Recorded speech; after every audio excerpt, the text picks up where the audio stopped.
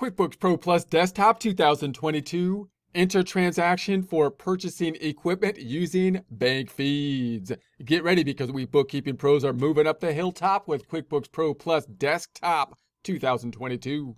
Here we are in our bank feed practice file, going through the setup process with the view dropdown, the open windows list on the left-hand side, the company dropdown, home page in the middle, maximizing it to the gray area. Reports drop down, company and financial. Let's take a look at that balance sheet standard. We're going to be changing the dates and customizing up top with the customizing the reports. Range change from 010121 to 123121. Fonts and numbers, bringing that font size up to 14. Okay, yes please, and okay. Reports drop down, company and financial. Let's take a look at the profit and loss, this time with the range change from 010121 to 123121. Customizing that report. Fonts and the numbers, changing the font size, bringing it on up to 14. Okay, yes please, and okay one more time with the reports drop down, the accounting and taxes, this time. Trustee trial balance range change from 010121 to 123121. Customizing that report. Fonts and the numbers, changing the font size on up to 14. Okay, yes please, and okay. Now we're going to open the Bank Feed Center by going to the Banking dropdown. The bank feeds, we want that first one, the Bank Feed Center, which would only be there if you had turned on the bank feeds, which we have done in prior presentations. We're going to maximize that Bank Feed Center to the gray area, and then I'm going to close the caret on the left-hand side, and it's opened up to the recognized area. I'm going to bring it on over to the unrecognized. We still have those 60 items of the unrecognized. We're still looking at the decreases, so I'm going to filter the information down below by going to our filtering icon, and I'm going to hit the drop down and just take a look at the checks. So I'd like to look at the checks, which are basically just the decreases, and then I'm going to clear that or close that. And we're sorting by the date, so I'm going to look down through the date. I'm going to look for an item that I want to include, imagining that we're paying for something that's going to be a larger dollar amount that we're going to be putting on the books, not as an expense, but as some kind of fixed asset, some type of property, plant, and equipment. So I'm going to scroll down and say, and I'm just going to imagine one of these as a property, plant, and equipment type of item.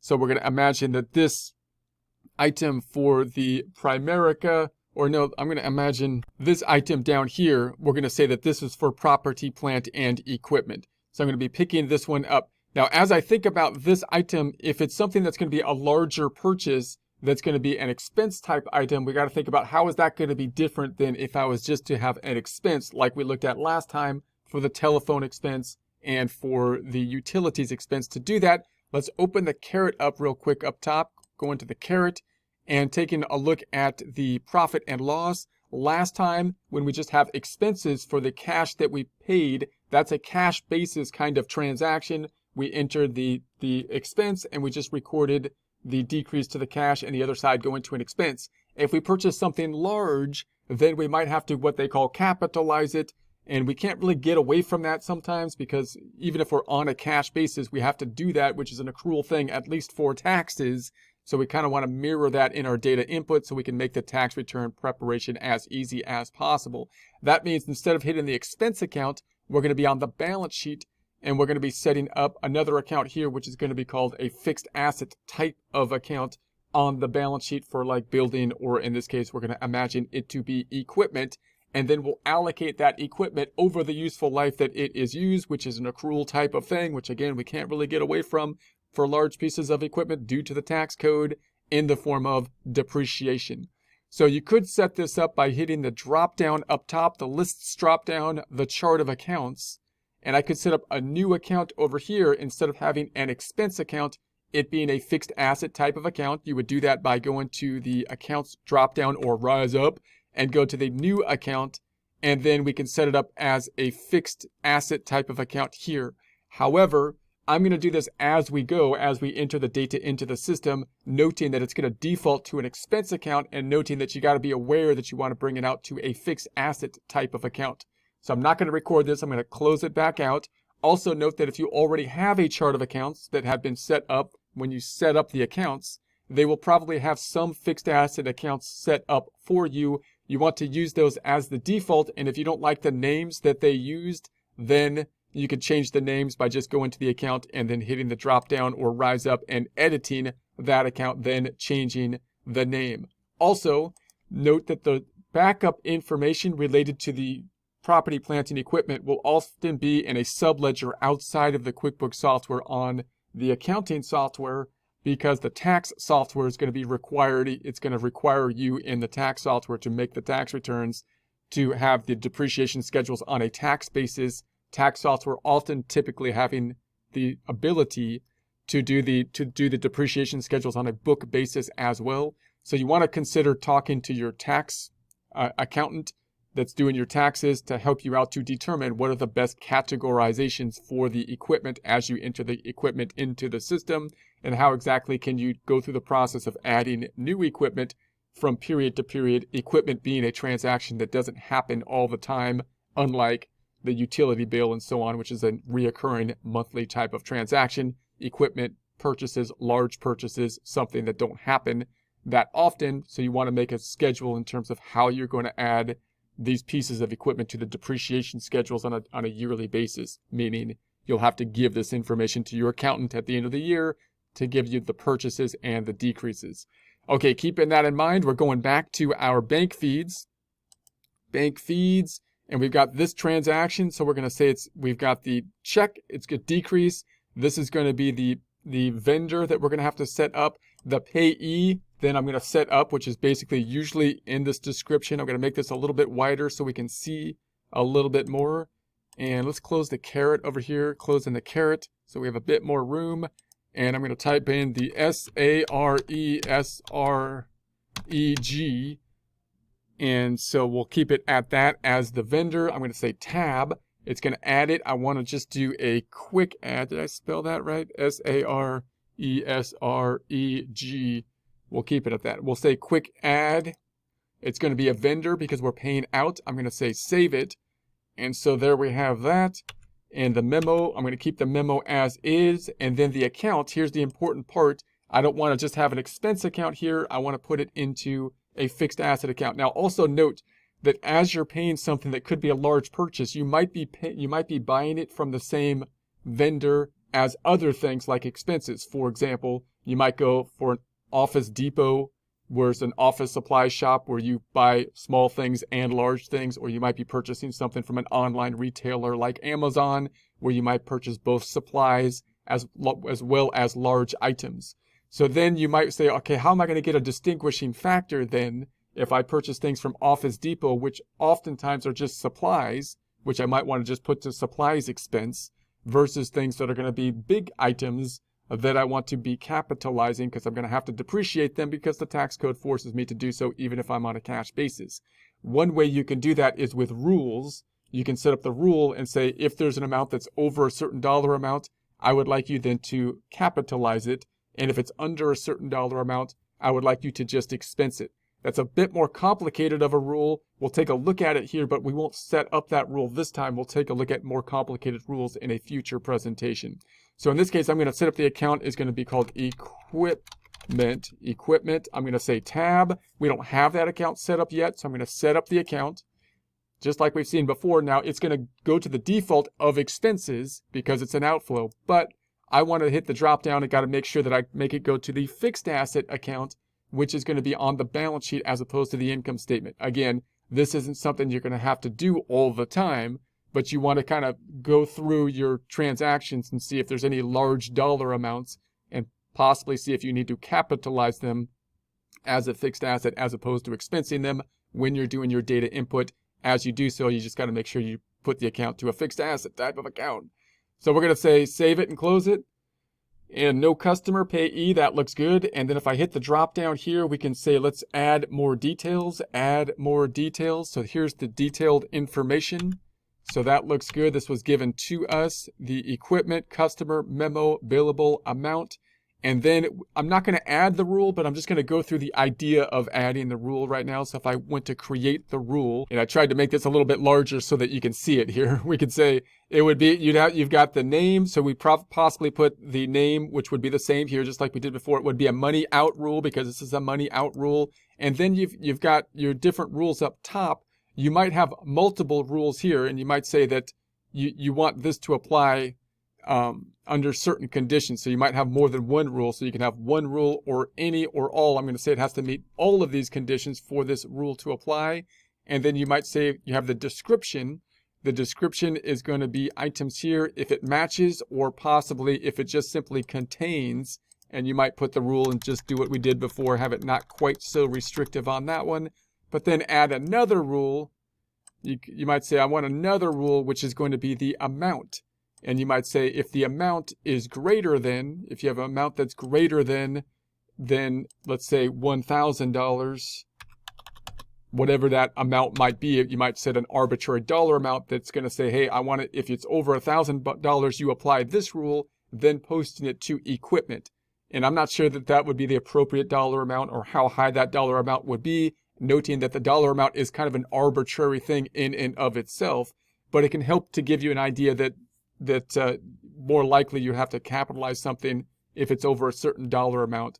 And so that's one way that you can kind of distinguish this, and that's one way that you can use these kind of differentiating rules to be a little bit more complex, to break out something that might be going to the same vendor. Some of those items, if they're less than a dollar amount, you might then post them in a different way, possibly then posting them to an expense account like supplies expense. If they're greater than a certain dollar amount, you might then post them to another account, such as the equipment account. I'm not going to save this rule right now, but we'll talk more about these kind of more complex rules in future presentations. So I'm just going to close this out, and I'm going to say, so then I'm just going to add it. So now I'm just going to hit add on that one. I'm going to add that one, and that saves it. That saves it. So now if I go to the added to registers on these items, we added this one to the register.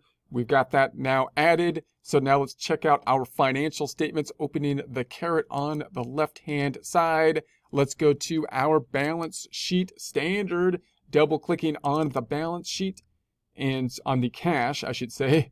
There we have it, and we've got this one here. There's the amount that's going out for that item. If I double-click on it, it's just a standard check type of form, except for down here in the expenses tab, it's not actually an expense. It's going to a fixed asset type of account down here. So that name right there can be a little confusing as well, a little deceiving. But we're going to close that out. We're going to close this out, and then the other side is going to go to the income statement, profit and loss on the left-hand side. I'm sorry, it didn't go to the profit and loss. There's nothing in the profit and loss because we didn't hit an expense account, but rather put it on the books as an asset. So let's go back to the balance sheet. The other side is going to be in the equipment. So there it is in the equipment. If I double-click on that, we then have our equipment increasing there as well. Closing this back out.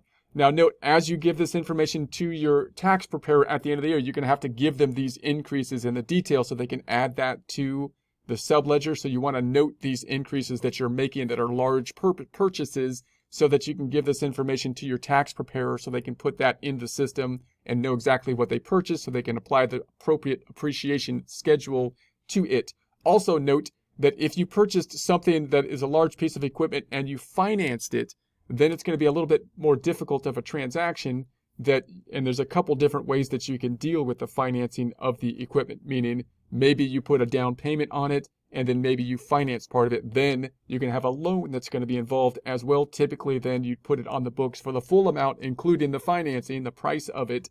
Then you would have the cash going down by the amount that you paid, and the difference would be going to a liability account, which would be a loan of some kind. You can do that in the bank feed. So if I went to the bank feeds, for example, and I went into, let's do another transaction and just pretend we were doing that for this transaction and saying we're going to add details to it.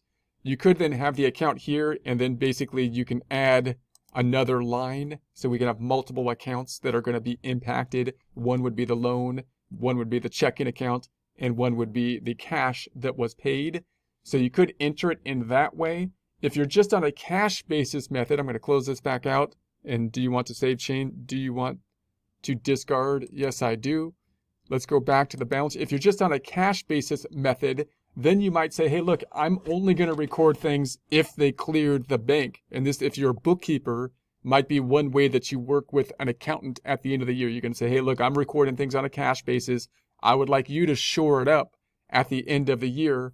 And therefore, I'm just going to record the decrease in the cash here to the equipment. I'm going to give you the loan documentation at the end of the year, Mr. Accountant or CPA, tax preparer, and give you that information so that you can then do the adjusting entry at the end of the year, adding the full amount of the equipment purchase and the loan, and then calculating the amount of interest on the loan.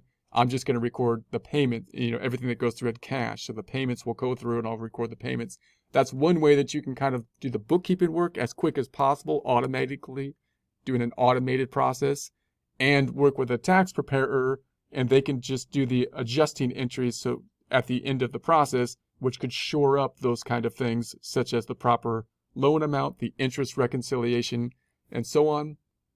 That's one method that you can use. Or you can enter the transaction in for the full purchase, adding the loan as you enter it into the system here. Also note that if you made a purchase of equipment that you fully financed, meaning you didn't pay any cash for it at the point of purchase, then you would still want to record the equipment on the books, but you wouldn't see it going through the bank feeds because there would be no impact on cash. So that's a transaction that you'd have to put in place without cash being affected. It's kind of an accrual type of transaction that you'd have to just put in place with basically a journal entry at that point, because cash wouldn't be affected. So you got to be aware of how the financing could affect that kind of purchase as well. So that's going to be the basics for this. Also, just realize that on the depreciation of it, what's going to happen is typically the accountant will then calculate the depreciation, give you the adjusting entries related to it, and you will then create a account called accumulated depreciation related to equipment, which will be a contra fixed asset account. The other side being called depreciation expense, and that's when you would expense the cost of this item, allocating the expense over the useful life. Okay, so then if we take a quick look at the trial balance, we could see this stuff all in one area here. That's the beauty of the trial balance. You can see all the accounts that are impacted. You can see how the whole thing is being built as we enter data into the system.